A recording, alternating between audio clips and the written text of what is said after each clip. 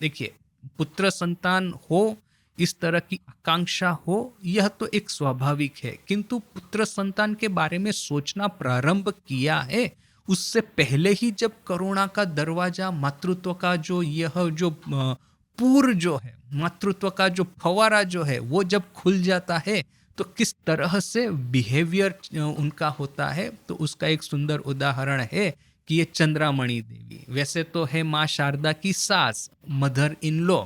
किंतु क्या है कि वो नहबत में रह रही है और वो वृद्धा हो चुकी है, और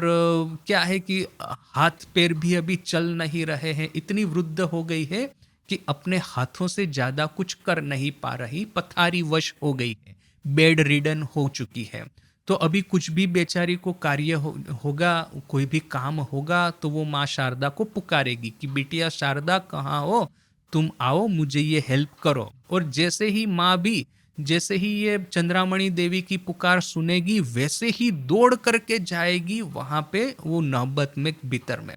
किंतु यहाँ पे प्रॉब्लम क्या था, नहबत का जो दरवाजा है वो ऑलमोस्ट 4.5 फीट की हाइट का ही है, उससे ज्यादा का हाइट नहीं है। तो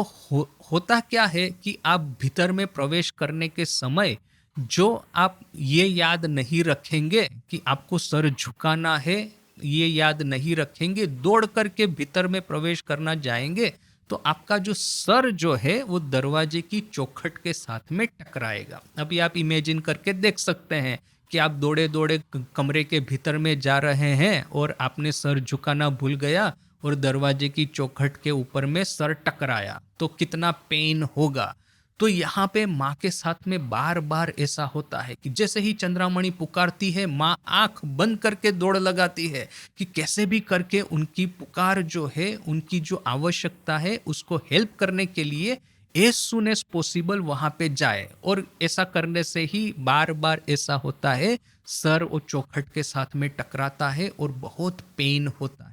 तो किसी ने माँ को कहा कि माँ आप इतना दौड़ करके क्यों जाती है चंद्रामणि के पास में, आप जाइए, वो तो सास की हेल्प करना, मदर इन लॉ को हेल्प करना वो तो आपका कर्तव्य है, किंतु इस तरह से दौड़ करके जाती है बोल करके आप सर झुकाना भूल जाती है और चौखट के साथ में सर टकराता है, आपको कष्ट होता है, देख करके हमको भी कष्ट होता है, आप ऐसा मत कीजिए। तो माँ ने कहा कि देखो वो बेचारी तो वृद्धा है, मेरी हेल्प के बिना वो अपने से तो कुछ कर नहीं पाएगी, बोल करके मैं जितना हो सके उतना जल्दी दौड़ करके उनके पास में जाना चाहती हूँ, भले ही चाहे सर अपना चौखट के ऊपर में सर टकराए, ये पीड़ा मैं सहन करने को तैयार हूँ, किंतु मैं यह सहन करने को तैयार नहीं कि ये जो वृद्धा है उसको 1 सेकंड भी एक्स्ट्रा मेरे लिए वेट करना पड़े। तो देखिए कि ये मातृत्व शक्ति जब जागृत होगी,